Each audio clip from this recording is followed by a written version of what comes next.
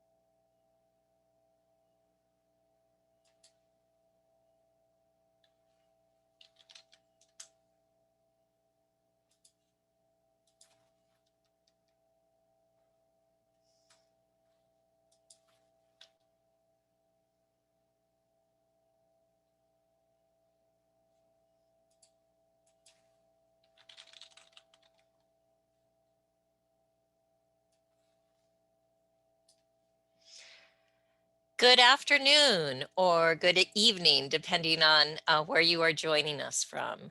I'm Laura Gómez. I'm a UCLA professor and a founder and the current faculty director of the Critical Race Studies program at UCLA Law. Thank you so much for joining us today. CRS is proud to screen the director's cut of an important documentary on Latinos and the criminal punishment system. I'll say that again, Latinos and the criminal punishment system, because I don't like to call it the criminal justice system because, well, it's not just. Following the film, I will engage in a conversation with Juan Cartagena and Carlos Sandoval. Let me introduce each of them. Juan Cartagena is President and General Counsel of LatinoJustice, formerly the Puerto Rican Legal Defense and Education Fund. He was born in New Jersey in the 1950s. He attended Dartmouth College and Columbia Law School, and he has been a civil rights lawyer active in across all areas of discrimination, housing, education, voting rights, employment. And one of his many successes is LatinoJustice's instrumental role in stopping the US Navy's use of Vieques, Puerto Rico, as a bombing range. For many years, Juan has been outspoken about racism in the criminal punishment system. And one other note is when he's not working for all of us, he's part of the Puerto Rican musical group Segunda Quimbamba, which I would love to hear more about later. Carlos Sandoval is my dear friend, a Southern California native who is both Puerto Rican and Mexican American, one parent of each. He is a graduate of Harvard College and the University of Chicago Law School. He wears many hats, but in recent years, primarily his filmmaker hat. He is, of course, the director of Bad Hombres, one of the directors of Bad Hombres, but he also made a film called The State of Arizona, a 2013 film on SB 1070. And he also made the film A Class Apart, which I have taught before, which is a film about the 1954 Supreme Court case, Hernandez versus Texas. We are just so fortunate to have both of you here today. I'm very grateful for your presence. We have a large audience. This is a webinar. So the way that you will be asking questions will be using the Q&A function. And if you use the Q&A function, put your question in there and we will address it in the panel discussion after the film. Okay, so I will now turn it over to Carlos so he can start the film. Thank you, Lara, and welcome everyone. Let me start the screen share so we can get right to this. Be patient with me though, thank you.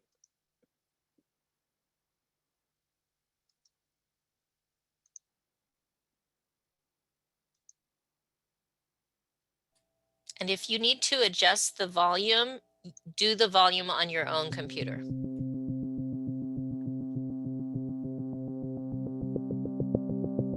My father was gunned down by Bakersfield PD, 73-year-old suffering from dementia, early stages of dementia. He probably wasn't even doing anything, just taking his walk so he can try to rest. I ain't got nothing against the police, but this needs to stop against innocent people. Enough is enough already. Lift your hand! Lift your hand! We have 311 shots fired! Shots fired!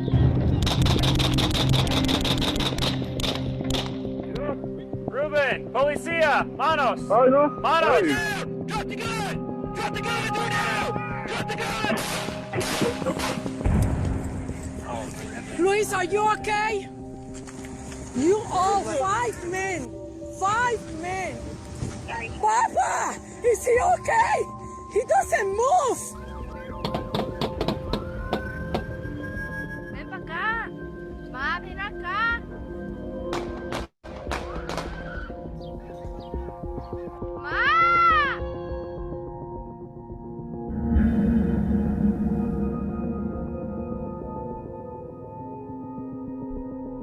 Colonialization, racial dominance, the notion that there is a superior race in the United States has everything to do with control of a particular population.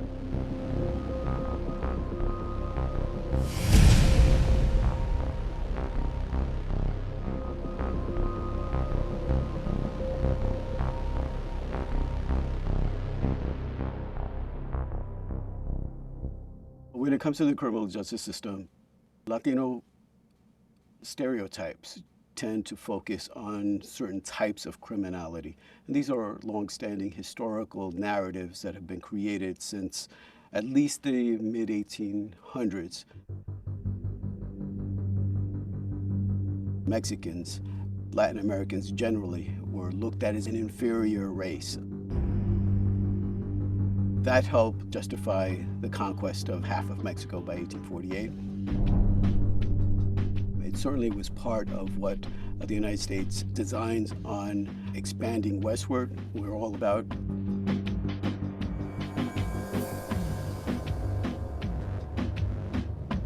When the U.S.-Mexican War ended in 1848 and the Treaty of Guadalupe Hidalgo was signed, one of the key provisions was that Mexicans living on now United States side would be able to choose U.S. citizenship if they wished, and then to have their property rights maintained.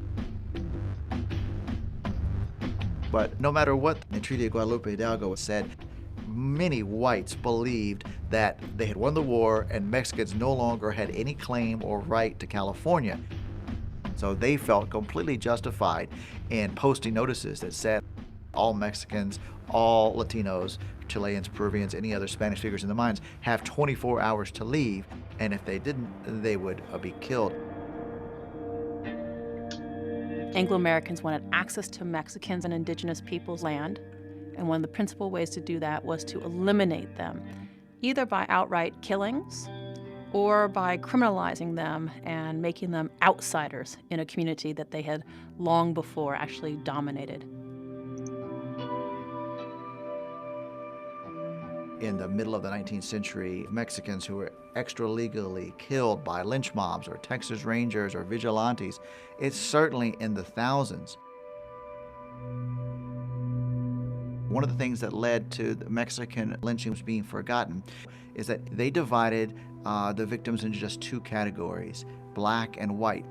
And in that white category were Native Americans, Chinese, and more than anyone else, Mexicans.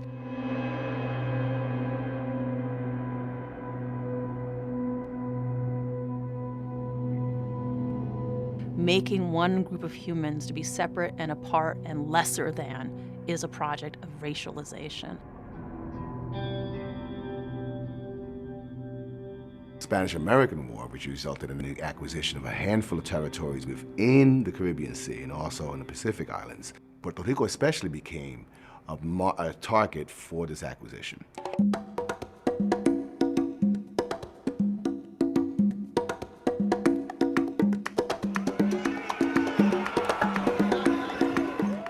Puerto Ricans are second largest population in the United States today of Latinos, and that's a population that has been under U.S. domination since 1898. Many Puerto Ricans, by way of United States policies and economic policies that the United States fostered and promoted, migrated out of Puerto Rico into the 50 states. And they migrated here under incredible hard conditions.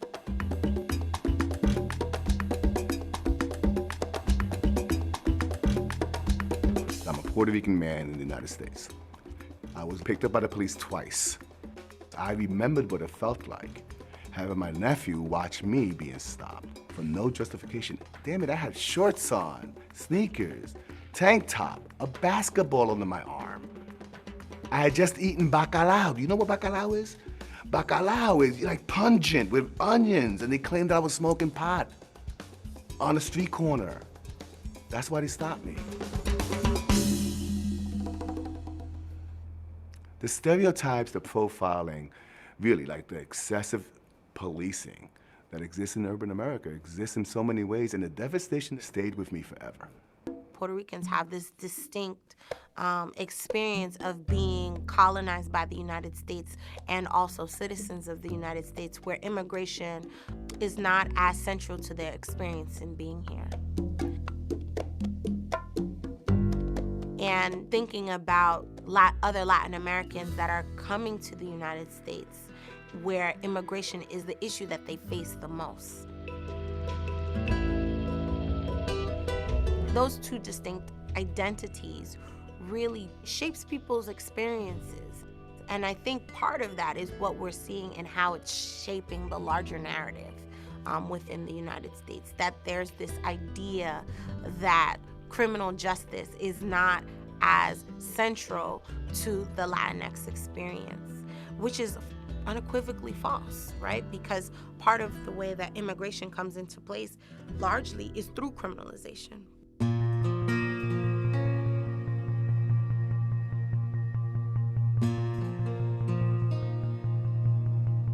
During the 1920s, Mexicans made more than 1 million border crossings into the United States. The Mexican population of the United States by 1930 was about 10% of the entire population of Mexico, about 1.5 million people. The National Origins Act of 1924. It's effectively a whites-only immigration law that restricts about 96% of the open quota spots to Europeans. But there's employers across the western United States who are saying, we need access to Mexican workers. If you prohibit Mexican workers from coming into the country, what are we going to do with our farms? What are we going to do with our railroads? Who's going to take care of our children? All of that. So they build in an exemption that Mexicans can come and go, enter and exit the country, largely at will. But what starts happening during the 1920s is that it's not that Mexicans are coming and going out of the country, it's that they're settling down in the United States and they're becoming Mexican Americans.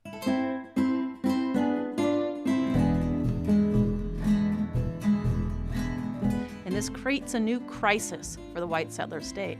We never intended for Mexican immigrants to stay. We intended them to come, pick, and go. So they do come to one compromise, is the Immigration Act of 1929. This was a law that was created to target Mexican immigrants in particular, to make sure that they went through the official ports of entry and got permission to come into the country, so that permission could be revoked at any time we didn't want to have so many Mexicans here. And if they cross the border unmonitored, they're going to be criminalized. They're going to be turned into felons. Immediately after the passage of this new law, the number of Mexicans being imprisoned in the United States began to skyrocket. By the end of the 1930s, about 44,000 Mexicans had been arrested, tried, convicted, and imprisoned. This was the first surge of Mexican incarceration in the United States and had everything to do with immigration control. And here in the United States, incarceration is one of the leading, strongest pillars of the settler state. It functions to remove people from the land, to cage them up, and in fact, to eliminate them from the social order.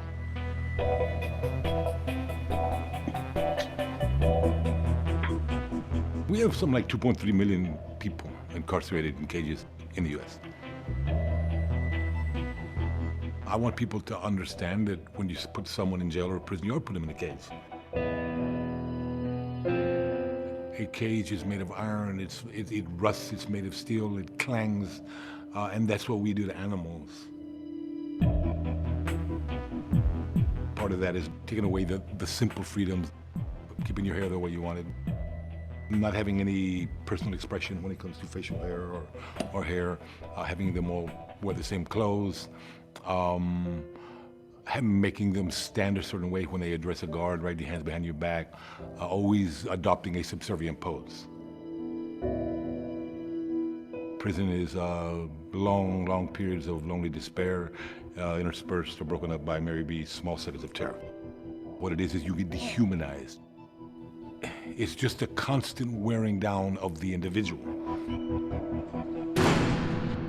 You end up questioning yourself, telling yourself, I deserve this. I am the piece of shit that they're telling me I am. And that ends up transferring itself to whatever interactions you have when you get out. And you have to constantly fight that.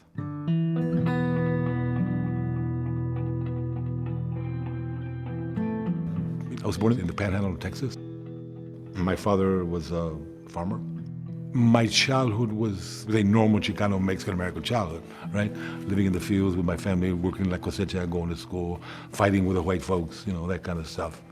Yeah, until I turned about 15 or 16, then things kind of changed.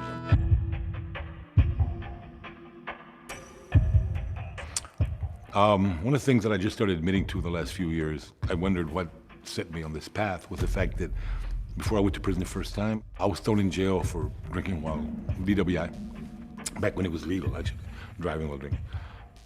And I mouthed off to the cop, and I was thrown into a county jail, into a tank full of men, grown men who'd been convicted and were waiting to go to prison as opposed to city jail. I was raped pretty brutally all night. They let me go the next day, and 2 weeks later, I walked into a fast food joint and robbed in this odyssey in prison. It took me a long time to come to terms with that.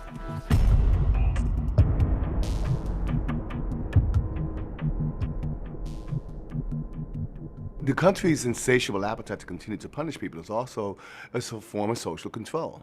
And social control exists for multiple reasons, not the least of which is to marginalize people, not the least of which is to actually control their behavior.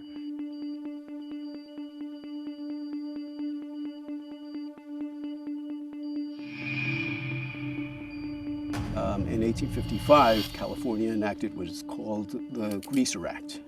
This law was a way of racially profiling Mexicans, people of Latin American origin, in ways that allowed law enforcement to control that population.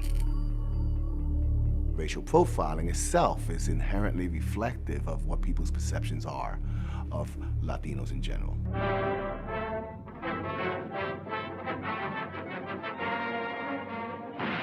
Hollywood films pushed this idea that Latinos were a criminally prone population. This idea of the bandido, the criminal Mexican, was also part of the narrative that these people who were resisting and in their own communities were trying to maintain their own land and territory and property, that these were a criminal element. Very similar to how Native Americans were looked at as fierce savages. What Hollywood's done is to reduce an entire culture to one thing: criminality.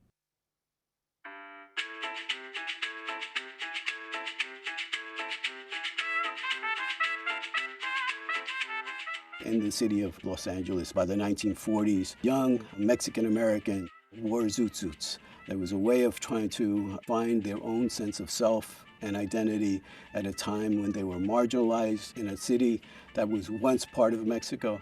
And it was difficult for them to even walk from downtown into white neighborhoods, white areas of town.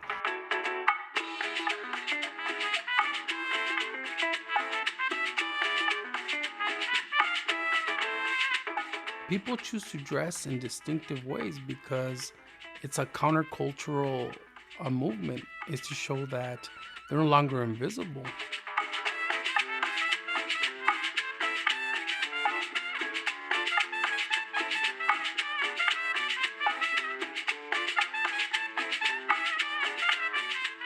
When kids themselves feel like they have no self-identity in the community because it's stigmatized, it's demonized, they're gonna still wear it as a form of rebellion.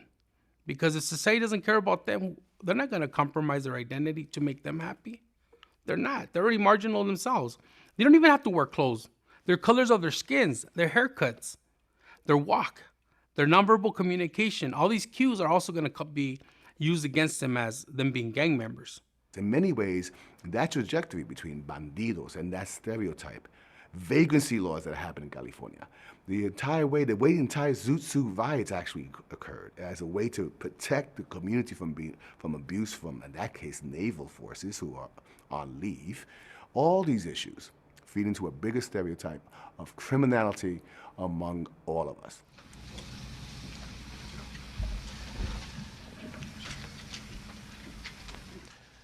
America's public enemy number one in the United States is drug abuse.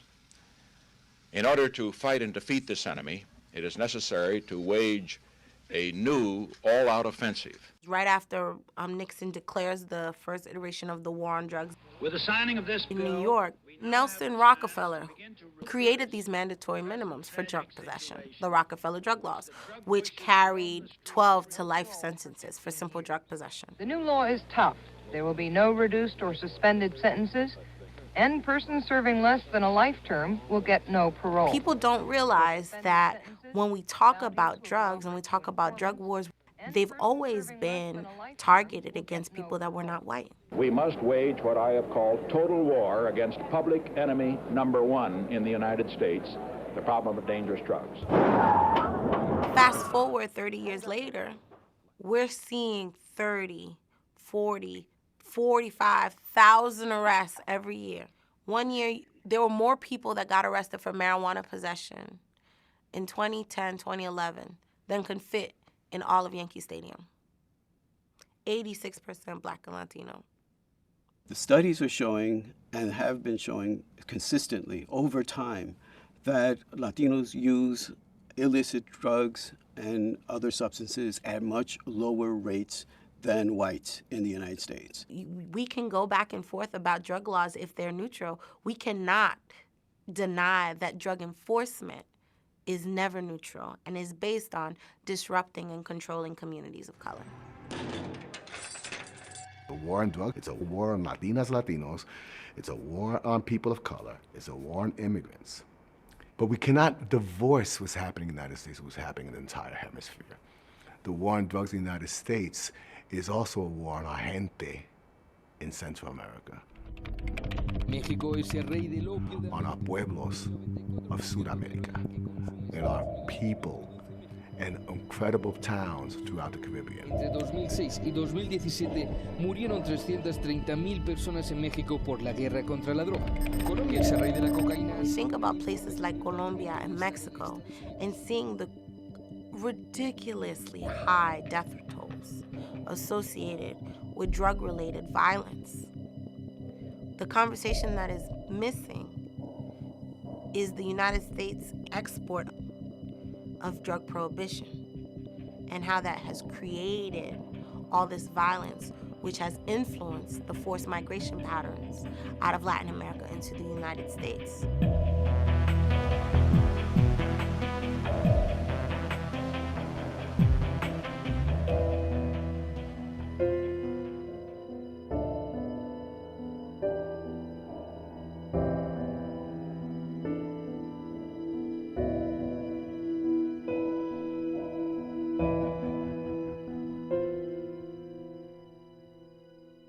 When Mexico sends its people, they're not sending their best.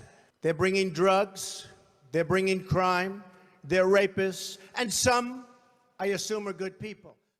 There is a long-standing myth that immigrants come into this country to commit crime. But the data over time show that immigrants actually tend to have lower rates of incarceration, lower rates of crime than other groups and U.S.-born citizens. We know that when you look at the statistics, the research, it shows that people of color are more likely going to be targeted to go into prison. We already know that's the design. That's a fact.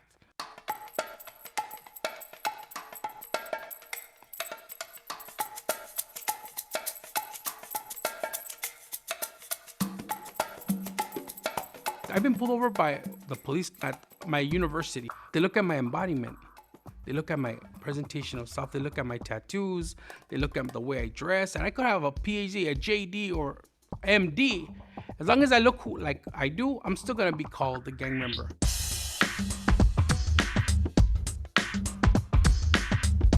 And it's funny because when you ask me where I'm from, like, I'll tell you exactly where I'm from. What you're asking me, what gang I'm from? Well, let me answer that. You see those buildings over there? I hang out with 3 or more people. We all coexist in a department. It's called the Department of Sociology. So by definition, yeah, I am a gang member. The country views all people in the same way with that quick association of stereotype, that almost like Pavlovian response. You see a Mexicano, he's got to be in a gang. You see a Puerto Rican man, he's got to be in a gang. Today, you see a Salvadoreño, a person from El Salvador, that person has to be in a gang. The gang is MS-13. Those associations are quick to be made, and they become part of an unconscious perception by most America that we are here to commit crime. And that feeds into law enforcement and criminal justice system's problems.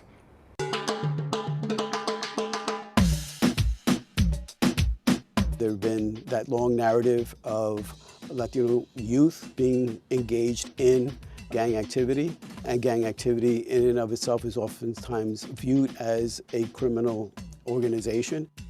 But you can be a gang member but not necessarily being engaged in criminal activity. We're not like everybody else, you know. That's what was different about us. That we're like the different ones, you know. They're like, look at them, you know, look at their hair. Young people being loud, young people gathering in large numbers does not necessarily rise to the level of criminality. The problem here is that the stereotype of a few or a handful that gets put upon an entire race of people.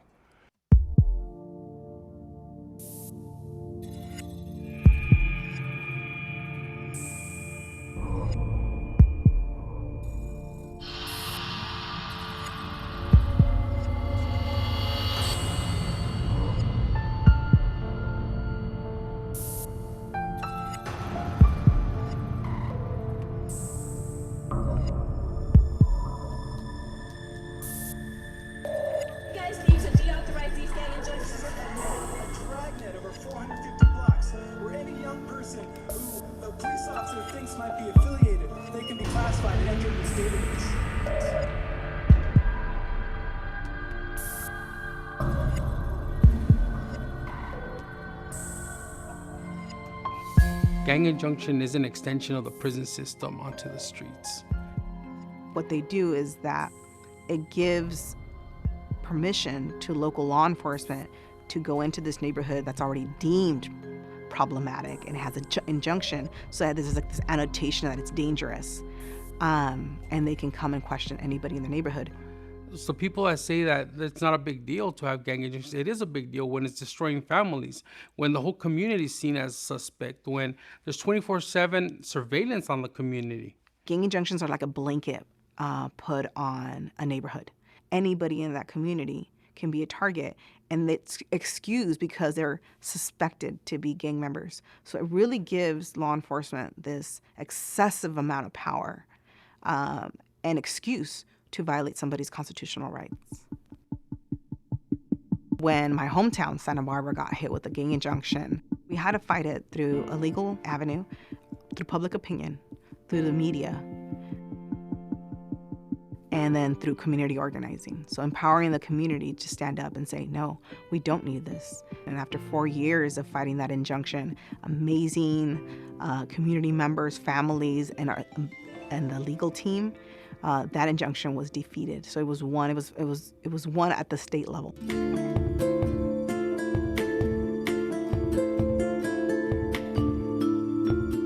By the time I was 12, I got into a fight at my middle school, and I was charged for assault. And I got on probation when I was 12 years old. I saw myself as a troubled person. I often ask, why can't I just follow the rules? Or why am I so angry?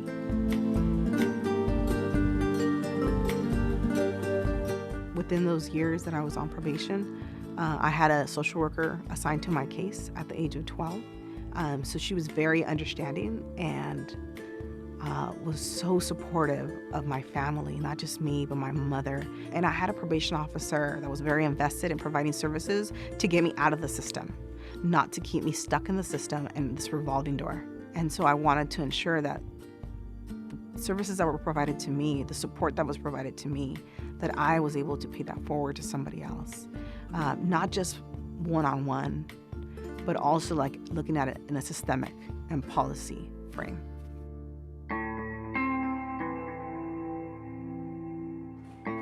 It is not just simply that the United States has the highest rate of incarceration in the entire world, but it's that African Americans, along with Latinos, now make up the population that is subject to mass incarceration. The police enacted broken windows policing. They used stop and frisk. They increased their interactions with people, specifically communities of color. The policy of stop, question, and frisk allows police officers to stop and search anyone acting suspiciously. And the way stop and frisk was enforced was that they primarily focused on Black and Latino people. Between 2004 and 2012, there were 4.43 million stops. 52% were Black suspects, 31% were Hispanic. And so if the kid had a baggie in their pocket, which in their pocket is a $100 ticket, in the course of a stop and frisk arrest, once they pull out that marijuana and put it in plain view, that is an arrestable misdemeanor. And you have nearly 800,000 people that have been arrested for simple marijuana possession just in New York City in the last 20 years.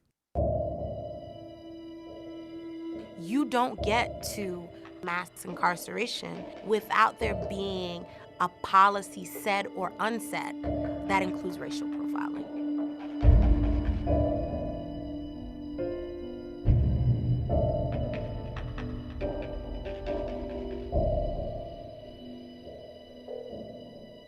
You could get these young officers who think my job is to just throw people in jail. They're a bad guy, they committed a crime, I throw them in jail. That's my part. Let the courts take care of the rest. Let the prison system figure it out. That's not my job as a cop, but it's much more complex than that. If we want to break through issues of implicit bias in the police force, there's got to be a better way to think about relating to the community and protecting that community and engaging in legitimate law enforcement activities that does not perceive communities as being criminally prone and engaged in criminal conduct as a starting point. You know, police officers go to certain neighborhoods and break up underage drinking and call parents, or they go to parties that have underage drinking and they arrest kids. So how do we work with law enforcement to do more of the former than the latter?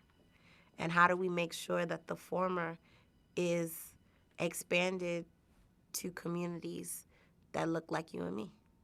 I really do think that you can change people's implicit biases that they're not even aware of through them interacting and collaborating with those communities. I think that's how people develop the cultural competency and put away those stereotypes that maybe they were brought up. But until you feel it here, you know, in the corazón, this is where the change is in the heart.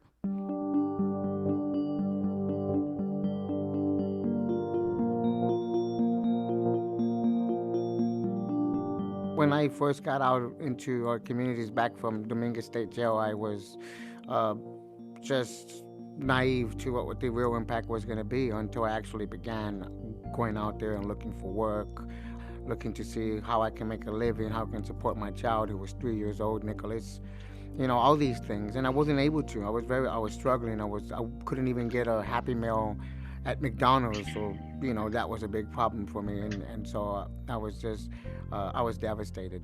To me, if somebody's done their time, we gotta forgive them on the back end.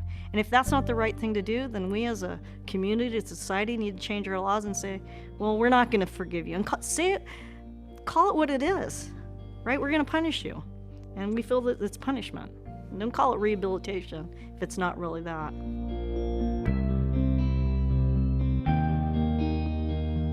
I'm a self-educated man. Ever since I was a child, even when I was homeless, my friends knew me as the professor. So, you know, learning data, I pretty much learned from YouTube University, all right? So they're there. And also going to the library and learning to how to data mine and do all kinds of stuff. So I taught myself, but I needed to figure out, okay, what do I really want to do with this? And what is it really, how do I use this? So I played with it and played with it and played with it. And while I was playing with it, I didn't realize I was actually developing it.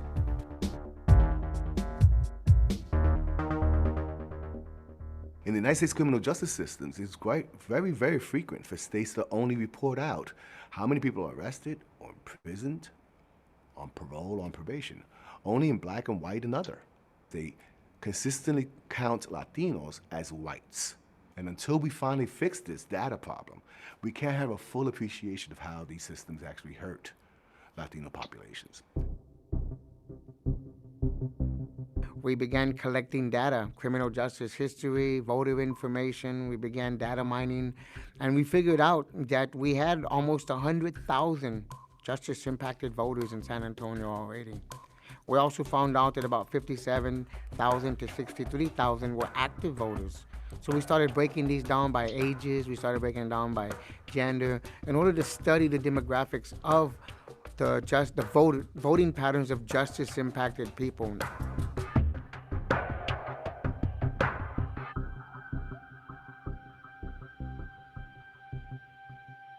Organizing criminal justice as a Latino isn't easy because our voice isn't as loud as others. Our historical struggles are not considered to be a part of the discussion. And a lot of times you put a lot of effort and energy showing up to these policy meetings and advocating and visiting people, and you feel like nothing's happening. One time, I was at the point where I was gonna just give up. But you want someone to be strong, and you want someone not to give up, and you want something to be a leader, then you have got to be those things too. And sometimes we get to the point where we're just like, enough's enough, I'm tired of it. But that's the test. That we don't give up. So I don't give up. No peace, no more killers! Police! Whose streets? Our streets! Whose streets? Our streets! What do we want? Justice! How can we change the culture of a punishment industry? We can't do it by ourselves as Latinas and Latinos, nor can the black community do it by itself. It needs the incredible solidarity among all groups that actually experience the magnitude of imprisonment in the United States.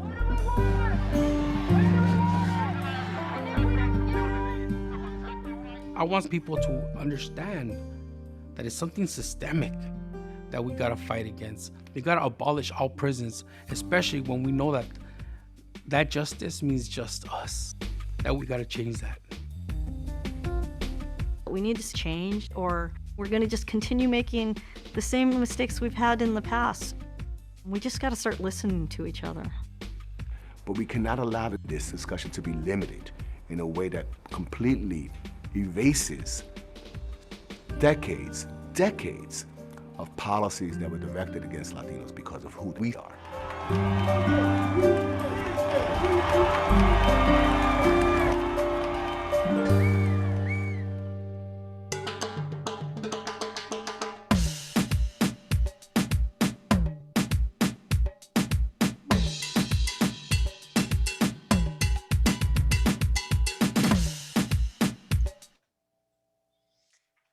That was very, very powerful. Thank you so much for making this film happen, and for just the packing so much in there. I have now seen this film twice, and I still got out so much of it. So I thank you for that. As a reminder to the audience, you can ask a question by putting it into the Q&A at the bottom of your screen, and we will be following that. And meanwhile, I would like to put a question to you, Juan. Tell us how you and LatinoJustice came to get into this project. When and why did it become your passion project? Well, first of all, Laura, thank you so much for having us. Pleasure to be with you and everyone else in Los Angeles, and wonderful again to share a stage with Carlos Sandoval. So LatinoJustice gravitated towards these issues because we have been doing quite a bit of work on exclusion and marginalization of our gente. When we opened our doors in 1972, we were looking for ways to integrate all the uniformed services. We were bringing lawsuits to stop firefighters from discriminating against people who wanted to be firefighters. We brought lawsuits in New York City to do away with the height requirements to become a police officer. We challenged sergeant's examinations. And that was in the 70s.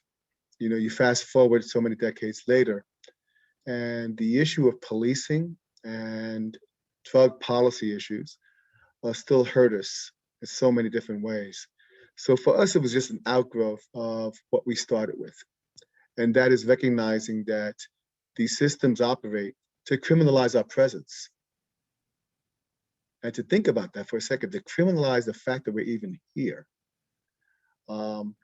is a way to completely marginalize us and make us feel so unworthy, as if we're not contributing to the country, as if our very presence is a danger to the country.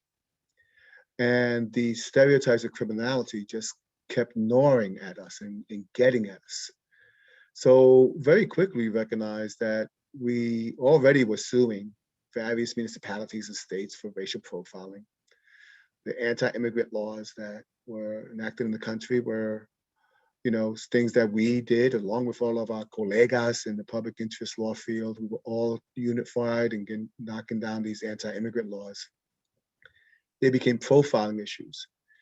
But then the stop and frisk case in New York City that we were also part of demonstrated that profiling and excessive policing is not just because of people's immigration status. It's also because of who they are, even after they've been in this country for generations of citizens. So we once again had to gear up to make sure that our country would stop this excessive policing, which actually does nothing for public safety. The other issues that you see in the documentary, so well done by Carlos and Paula, is the history, right? We show this film in so many different places, and we have still amazed at how many people don't even know our own history, about the lynchings of Mexicanos throughout the Southwest, about the criminalization of presence in the 1920s. The war on drugs, which we refer to in the film, we talk about it as if with the narrow blinders of American exceptionalism, right? We only look at the issue from how it affects people in the United States. when our gente are being slaughtered and killed by corrupt systems, all because of this insatiable appetite to do drugs in the US. And then gang affiliation.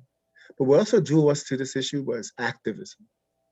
You know, we read all this press attention about policing, and we don't read enough about our own gente being active, as if we're passively allowing police to kill us, which is bullshit. It's not true. As if we're waiting for some kind of savior to come and fix us. That's not true. So it was all of that, and then the personal issue, Laura. Esto es personal. This is, you cannot escape the depth of US imprisonment policies. It affects all of us. It affects me personally, my family, my friends, and therefore what became personal only solidified what I thought was a very important part for the organization. Thank you. Thank you. There's so much that I want to say, but I also want to bring Carlos into the conversation and then pick up some of the questions that are coming into the Q&A. But Carlos, can you tell us how you even begin the creative process when the topic is so massive, as Juan has just said, right? It's massive in space because it's not only all of the United States, it's also connected to the Spanish Caribbean and to Central America and to Mexico, right? So there's, you know, it's just huge, and it's huge in time, right? You know, going back historically, how do you even begin to sort of, you know, how does your creative process work? How do you start even, you know, beginning that process of beginning to make a film? Thank you, Laura. And it is a challenge. It was a great challenge with this film in particular, because we needed to, there's a knowledge deficit, as Juan pointed out. We're unaware of our history, we're unaware of our issues. And in some ways, sometimes we're unaware of each other and how we as a community as a whole across the nation have these issues of stereotyping and criminalization in common. In terms of how to do it, I was very lucky in that Juan, in essence, gave us the blueprint through an introduction to the book that he did, which Juan, what is the title in Spanish? El color de la justicia by Michelle Alexander. And that set forth that historical context. And Juan and I had many conversations, and others at LatinoJustice, because we felt it was important to understand that history. And it was also for us as a creative team, the inspiration of Ava DuVernay's 13th, where she was able to encompass so much in that. So that kind of gave us a blueprint. But beyond that,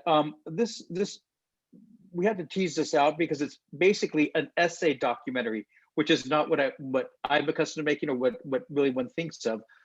There was a lot of ground to cover, and there, Paula Heredia, who was my partner on the project, was extraordinary as a person who was really able to envision bringing in the personal stories and edit it through. You know, we had to take ideas. We actually had lists of topics that we kept chiseling down and try to figure out how we're going to introduce them. And we spent much more time in the edit room in here than we did in terms of the actual production. But we felt that we really needed to kind of make it synthetic and make it work and make it lyrical, and kind of give it a flow so it could go out into an audience. And I have to say that I think that there are more films like this that are beginning to come along. The Sundance Film Festival just wrapped up, and they had incredible panels because they had to do it virtually. And there was one panel in particular that was titled "The Past to the Present." And it was a conversation with Raul Peck, who is a fantastic filmmaker who did "I'm Not Your Negro." And he has a new project that he is working on now that's going to cover, we covered 150 years in here. He's going to cover 600 years, I think it is, in history, going back to you know, the genocide of the indigenous populations, all the way into the importation of slaves, all the way to exploitation today. And it's going to be a multi-parter for him. But I think that there is something in the air now to be able to draw in the sweeps of history through films like this. I think there's a hunger for them. And so, it was a challenge, but it was also a great opportunity. And I had an incredible group of people to work with and collaborate. And together we were able to do it, I hope. I'm glad you said that his documentary is going to be a multi-part. Exactly. Listen, I have a question for both of you. Neither of you mentioned in your responses, which is completely understandable, but neither of you mentioned Donald Trump. Now he does make an appearance in the film, right? And I think the name of the film comes from that speech, right? From his language saying there's some bad hombres, as he put it, right? How much of that, and if I could get a response from each of you, Juan, why don't you start? How much of was Trump being elected in 2016 on this explicit, campaign promise of demonizing Latinx men? Was that something that was a motivating factor in this film? Well, the truth be told, Carlos came up with a wonderful idea to make this hook so that we can all wrap our heads around this issue of from colonization to criminalization. But as you can tell from the subtitle of the documentary, colonization predates Trump, and the issues of white supremacists start, and white supremacists' domination of this country both predates Trump and will survive him. So in many ways, what we're learning about this film is that these issues have been only recently manifested as openly available to us, accessible to us, to both cringe about, to both rally around and attack in the 4 years of the Trump administration. But he didn't invent these things. He just made it easier for people to talk about it. But Carlos had a wonderful way to connect these things, the artistic license that he has about ability to just conjoin all this historical footage to contemporary events. So Carlos, take it away. No, I mean, as Juan so rightly points out, obviously this started long before Trump. But Trump did give a lot of fuel to the fire, and it informed in many ways, but it was in the background because it preceded him, and sadly it'll probably continue beyond him. But certainly the issue of crimmigration has been around for a while as well. As Kelly Lytle Hernandez points out to us, it goes back and it's evolved. But again, it was fuel. Trump and what he said was fuel for the fire, and his bad hombres for me was one of the most insulting moments in recent times. And it felt to me that he captured something because of that stereotyping that went in, and it was just because of the of some sort of coincidence of the gods that we found that footage where we have that 30s movie with Wallace Berry, Bad Men, and so that it all kind of came in together in that moment. So yeah, Juan is right. There was some creative license in there, but also I think it kind of summarized some things as well. That's very nice. And Laura, if I may, the fact is that Carlos did an incredible job of collecting all this footage, but this was all filmed before El Paso. Right, which after all was only a year and a half ago. That's right. I mean, that's right. Yeah, that's right. And the way this man incited violence, we like now narrow-minded because of what happened on January 6th. He incited violence against our gente in El Paso. Oh yeah, and I think also of the, who was actually the first person he pardoned was Joe Arpaio. Thank you. right? That was early 2017. Carlos knows all about that too. Yeah, exactly, from the last film. So, I want to turn to one of our audience questions, and I will just read it out, and one or both of you can respond to it. So Gail asks, has any thought been given to how the more recent opioid crisis has been viewed and treated, and how minor marijuana possessions targeted towards brown and black populations have been treated in the past? And she asks, what is the current status of the Rockefeller laws?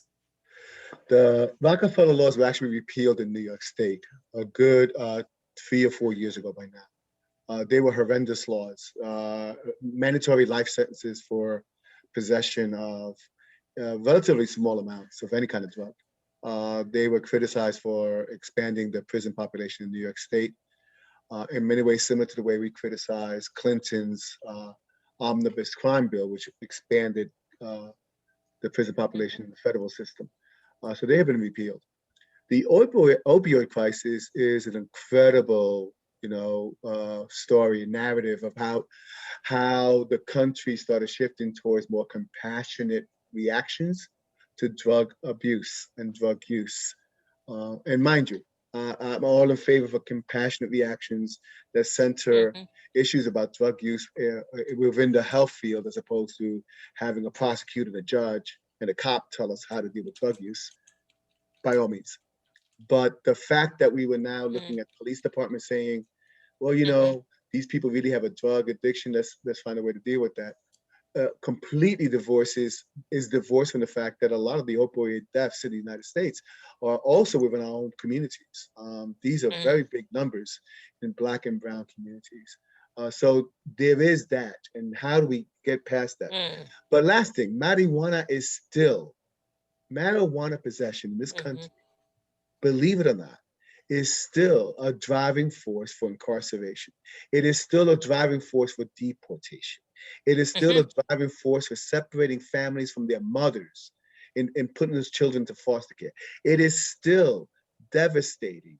It is still the number one or number two reason for arrest in this country. And that makes no sense at all. And Juan, in those states where there has been legalization, it has not been retroactive. It has not led to the freeing of those people who were on marijuana possession, right, and are still incarcerated. Correct.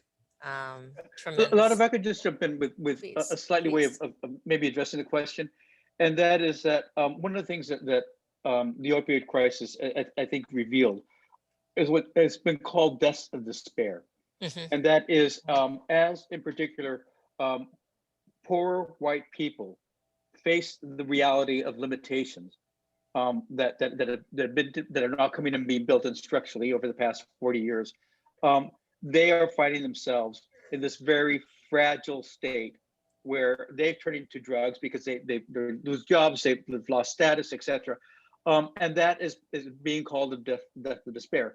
What strikes me about that is that systemically, we people of color have had to face that over decades and centuries, but that was always imposed on us. It was our personal failures, not a system. The systemic nature of it was not recognized, and I think that one of the things that's being revealed now through the opioid crisis, to bring it back to that, is the fragility of society and what can happen to people. So I'm hoping that is being recognized, and this whole issue of personal responsibility has to be nailed down. And I think that's one of the things the opioid crisis has sort of revealed along the way. Yeah, and I think that it's another way to put that, I agree with that, Carlos, is just to think about it as, it's the white privilege to be labeled, a death of despair. Whereas those of us who are people of color, that's just our existence, right? Yeah, and I think that we all know, certainly I do, family members who, their drug use really, because of despair, has been why they entered that criminal justice system, criminal injustice system. And you know, it's stayed there their whole lives often. Like, you know, some of the people who are so movingly talking about their own experiences in the system, and then their resistance to that and how they make it out. So I want to introduce another question from the audience, and it's from Alexandra. And she says, what, or maybe it's Alejandra, it's with an X. It says, what are your thoughts on predictive policing? Los Angeles County's new surveillance systems that over police our communities of color. So I think there are a couple of things in there. One is the idea that we can use an algorithm to decide where we should send police. And, you know, this kind of just makes me think this isn't really new. In fact, this is the way that stop and frisk in New York City was done, right? You know, well, we're sending cops, you know, to this neighborhood because there's been a certain type of crime in that neighborhood. The other thing that I just want to throw in, and then I'll throw it over to you guys, is it also relates to, I think, something that was on the table in California, but voters just voted down, which was doing away with money bail and instead having this algorithm that would predict dangerousness, right? And it was an interesting coalition, I think, that brought that down. Certainly the bail bonds folks put in a lot of money to defeat it, but also there was also a critique from people of color that this was actually going to just lead still, basically just continue disparate impact. So I wonder if either of you would like to address any of that, any of this notion of predictive policing or algorithms. And so, you know, in 2020, the entire country was finally debating the issues of policing and use of force. Something that had been almost from as long as I can remember, even before I went to college. Issues of abusive use of force by police against unarmed Black and brown bodies was outrageous and led to a lot of activism. And we seem to still have the same kind of conversations. In many ways, that question about how do police respond is now being front and center on the questions of whether we always need police response for all issues. Why do we assume that 911 is supposed to be the place that we're supposed to call when someone is mentally distressed? Why do we even think that sending a police officer with a gun is the way to respond to someone who's distressed? Under what conditions can we actually divert these monies that we expend excessively on policing and turn them towards health, mental health, and job creation? So I start from there. The second point is that any algorithm that uses as a variable police contact, and that means like arrest, summonses, anything like that. If that is one of the variables, then you know it's suspect. Because how many times have our communities been over-policed and excessively ticketed, excessively arrested? Many times these arrests lead to no real consequences or dismissals. The stop and frisk case that we did in New York City was based on a very simple reality, and that is people were being arrested for trespass in their own buildings. Our clients were literally telling us as lawyers, I want the right to take out the garbage without having ID in my pajamas. Can I go out and get a bottle of ketchup at the bodega down the street without worrying about being stopped? You know, this is like excessive policing on the notion of broken windows policing, zero tolerance policing, thinking that if we continue to focus on low level issues, we'll find that one or two persons with an illegal gun. We'll find that one or two persons with a felony warrant for an arrest. By the way, that's all possibly true, but it's completely unconstitutional to assume that you're going to do group suspicion and excessive policing addresses that. So any algorithm that uses that as a variable is by definition suspect.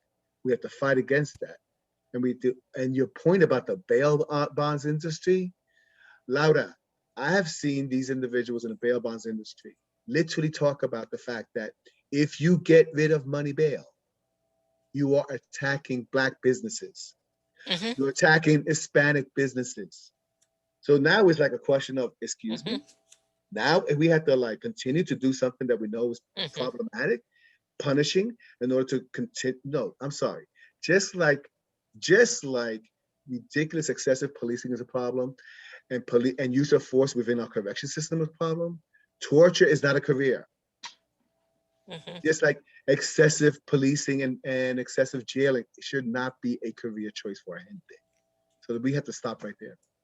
Yeah, and in fact, one of the commercials in this proposition battle in November here was bail bonds. It was people of color basically saying, look, we're small business people and this is going to destroy us. So it was really sad to see that. And you know what? And Carlos, a question. Carlos and I spent many hours talking about this before it was done. And this is a perfect point to actually ask Carlos this question. So Carlos, Carlos kept asking me, who's the audience of the film? Let's be clear about who the audience of the film is. And I thought it was a lot of our own gente, our tias, our tios. Like, a lot of us don't even know this history. Can we like just center and get a common narrative of what this means? Carlos was super instrumental in making sure we had a more equally balanced approach to produce that wonderful footage of the police chief. It's a perfect way to understand that our gente are also people with badges. Yeah. And Carlos, if you don't mind, that was just, for me, it was just like perfect. Oh, thank you. Audience is important. Juan and I talk a lot about this, and for me, ultimately, the target audience was my tia, right? I mean, all of us are. I don't know how many of us are not justice impacted, or at least have family that have been justice impacted. Yeah. So, how do you start a conversation when you at the same time have people who are justice impacted, may have been incarcerated, but also are, as in my family, in law enforcement? So how do you have that, that conversation around the dining room table? I think that was very important. And I'm in this Sundance JAG because the festival was just on, as I mentioned.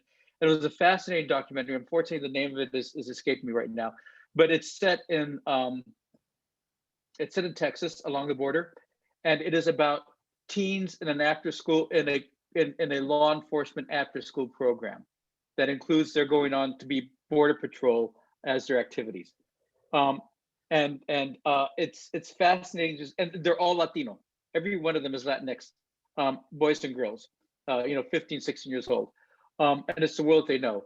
And this film does do, it's their senior year, and it does do an extraordinary job of exploring the tensions that they end up facing within their community and themselves as they go into more nuanced and textured circumstances, where one who is sort of interning with Border Patrol, her first assignment is seeing a 5-year-old come off a bus unaccompanied, and what that does to her and her vision of her career. So it's, this is stuff that needs to be teased out because our community does straddle all sides of this. I want to ask a question that is, I think, often in the background in the film, and I want to move it to the foreground. Obviously, over the last several years, the movement for Black Lives has gained momentum and just been incredibly important, in terms of the kind of grassroots momentum pushing forward decarceration and defunding of the police, and in particular after the tragic killing of George Floyd on Memorial Weekend, over the summer, but well before that too, right? And I want to ask this question in a way which is obviously really, I think, really admiring of that movement, and really, cognizant of the ways in which that has, in many ways, been a movement that is involving many folks, and of course, not to mention Afro-Latinos, right? But I also want to just be honest about the fact that sometimes there has been a reluctance to focus on Latinos and the criminal justice system, and a reluctance to see the numbers of Latinos who've been killed by police, incarcerated, and so forth. And I just wonder if that was something that you talked about in the making of the film, or you've engaged in your other Latino justice work, Juan, any of that. By all means, Laura. The opening, 2 minutes of the film are footage that Carlos was able to collect from various news sources about the killing of unarmed Latinos. The first one, the very first voice you hear is the son of Francisco Selna, who was killed in Bakersfield, which we now consider ground zero for killing of unarmed people in all of the United States. Laura Selna, Mr. Francisco Selna's daughter, is now an activist to talk about police killings. She's part of the network that we have in LatinoJustice. And Mr. Selna was killed on the premise that he may have had a weapon, but he had a crucifix in his hand. So by all means, we have to talk about these issues straight ahead. I'm so happy that you brought up the movement in defense of Black lives, because at the end of the day, at LatinoJustice, we are very clear that we are fully in support of the movement for Black lives. It's also because of what you mentioned too, right? So it's our Afro-Latinidad. You cannot escape the fact that enslaved Africans were brought to this hemisphere, and over 90% of them were brought to places outside of the US. So of course, these issues are going to resonate with us as well. But the fact of the matter is that this whole issue about policing and abuse of force has been with us, as I mentioned before, for decades. And now what we're seeing is this convergence of all this momentum and activism. We're finally addressing questions that 20 or 30 years ago we were thinking about, but we weren't able to do. Now, there've been wonderful, incredible voices for abolition. Angela Davis, so many people, Mariam Kabe. We have seen incredible voices for abolition and for thinking about policing and so much the investment that we have in the society's policing. What we need to do is ensure that our voices at this table of reform, or our voice at this table of dismantling these systems, because Lord knows we are completely involved in these systems and need to make sure that our concerns are also addressed, including the myriad of concerns regarding, how this affects our families, how it affects the workforce, how so many of us are involved in law enforcement systems, Border Patrol, et cetera, et cetera. If I could add, I think that that part of, and Juan, correct me if I'm wrong, but part of the LatinoJustice's interest in making this film was because of the lack of visibility of Latinos and participation of Latinos by Latinos in the criminal justice space. We Latinos have been relegated to the immigration space, right, and the African American community has been relegated to the criminal justice space. And in fact, there is, as we see it they bleed, sadly, and it's bad word to use, but they bleed into each other. And that's what we tried to show in the film to a degree, by showing the number of shootings and deaths of unarmed Latino men at the opening. And by the way, it's something that occurred to me as we're watching this, is that this is, I think, one of the few instances where you have an adult daughter organizing on behalf of her unarmed father who was shot. It's usually the mother, the mother of the son. Right. So we really wanted to delve into that, to give to create a film that could generate these conversations, these discussions, to create the visibility, so that we would have our place at that table when it comes to issues of criminal justice. But that I think was part of the impetus of the film. Definitely. Terrific. Thank you. I'm going to combine for our last question 3 of the questions from the audience by Deborah, Shelley, and Emily. Laura, Carlos, Juan, and Paula, muchísimas gracias for the gift of this film and conversation. What do you expect and hope for this work as art and history in its impact on legal activism and greater justice for our communities? And our Shelley says, are you getting this film as well as any others into schools or juvenile detention centers? Or would that be too good to be true? And then Deborah says, thank you so much for an awesome documentary. It discussed issues that I was unaware of, such as Mexican lynching. How can we get involved to help bring about change? So that's a lot in those questions. So, you guys can each respond and pick and choose, what strikes you. And this will probably bring us into, sort of our close for this wonderful film and conversation. So, Carlos, I think I'm going to let you answer the question about art. Oh, okay. Well, let me just say that I did notice that there have been several questions along the way about where the film, its impact, and will it be introduced, for example, to schools. And I want to say that LatinoJustice has been extremely generous in making this film available on their website. It's available to anyone and everyone. One of the things that Juan and I need to discuss is educational distribution, because that's a whole other thing. It's not quite as accessible in that way, but the film is accessible there.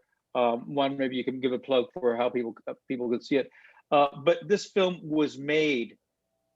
It was made for the purpose of creating a space for people to gather around and talk about these issues. So please, I'm speaking on Juan's behalf here, but we hope that you use it. It's there for your disposal. And on the LatinoJustice website, there are discussion guides. There are all sorts of resources and tools that can be used for the film to be used by people. Yeah, most definitely, Carlos. So, well, one thing very important to recognize that this film was also supported by Google.org. They gave us the seeding grant to make sure we can get this film done. Google.org was very, very interested in narrative change. In other words, giving a Latinx voice to these issues. And also, something we barely talked about today is the Latino data gap, right? The lack of consistent data about how we're counted among people arrested, imprisoned, paroled, on probation. Really good work recently. The most recent report that I read is out of UCLA Luskin School of Public Policy, LPPI. So happy that was done with many people out there in Los Angeles that I know. But it's like I have 3 reports in my hand that actually do really good work about trying to address the Latino data gap. But listen, all these films are available not only on LatinoJustice.org, but also on a separate website that we created for this purpose called decolonizejustice.org. Decolonizejustice.org. And on our YouTube channel for LatinoJustice, you can also see the same film. You were all privy to the director's cut, which is really fascinating. But we eventually took the director's cut. The content is the same, change a couple of the graphics, and then we also have it with Spanish subtitles as well, because it's a super important issue. Real quickly, the question about how do we get this out there and what we're doing.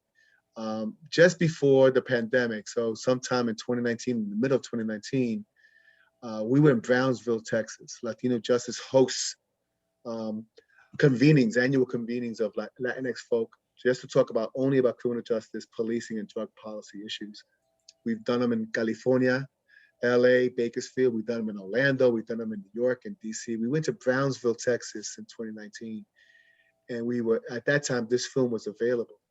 And we were deep in the Rio Grande Valley. And that was amazing, the reaction by a mostly very heavily dominant Latina organizing crew of mothers and sisters and aunts who were like in there doing organizing around issues around the border.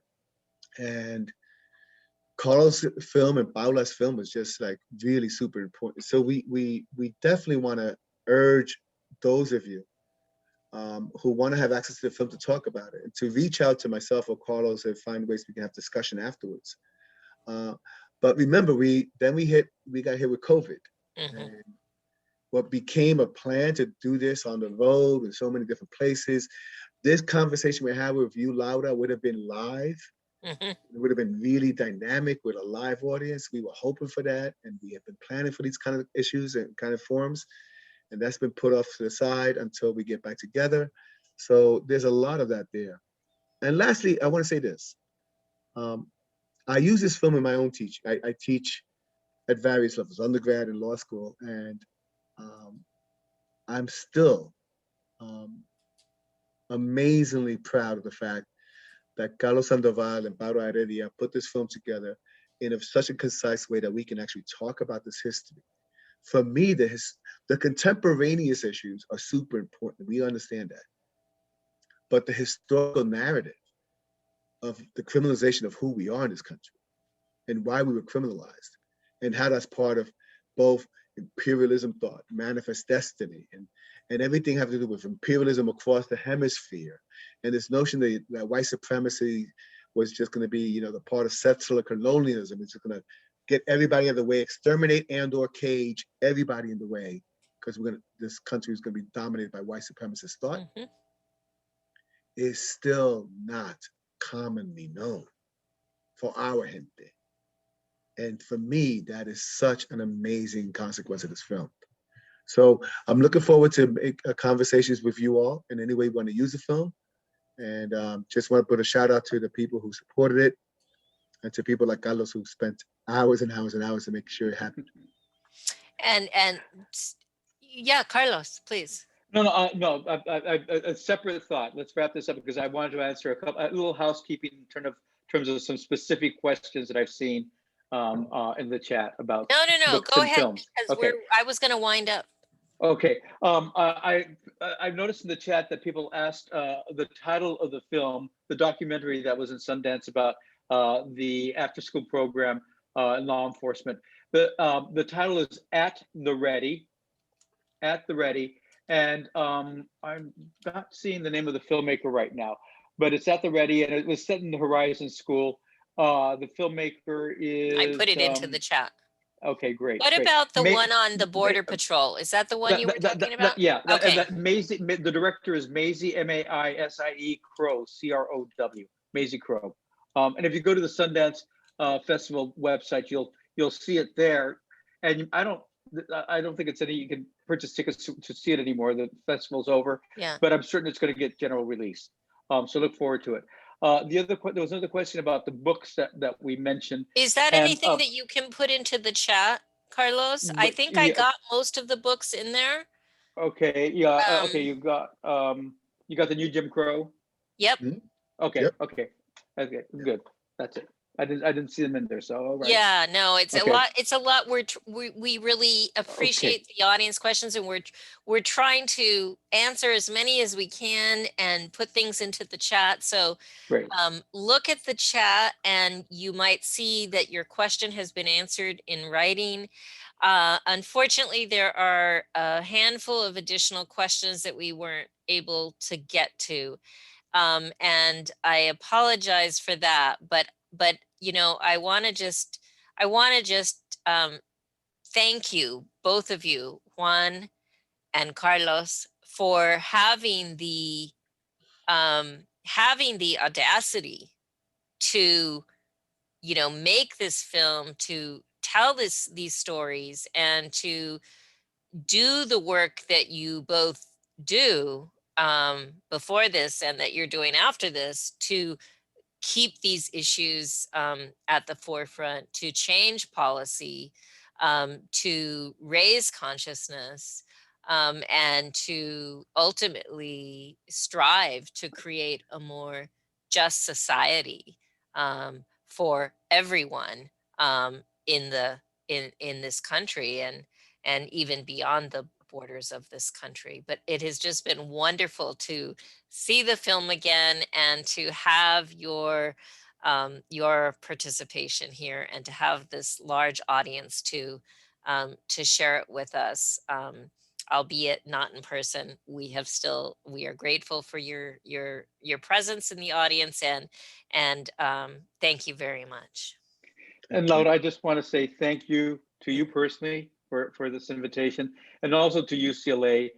For those of you who are in the Chicano Studies Department, you may have recognized the library, which we used for a couple of the interviews in there, and to your generous faculty for participating in all this. So thank you. Thank you, Laura. Palante, palante. Thank you so much. Gracias.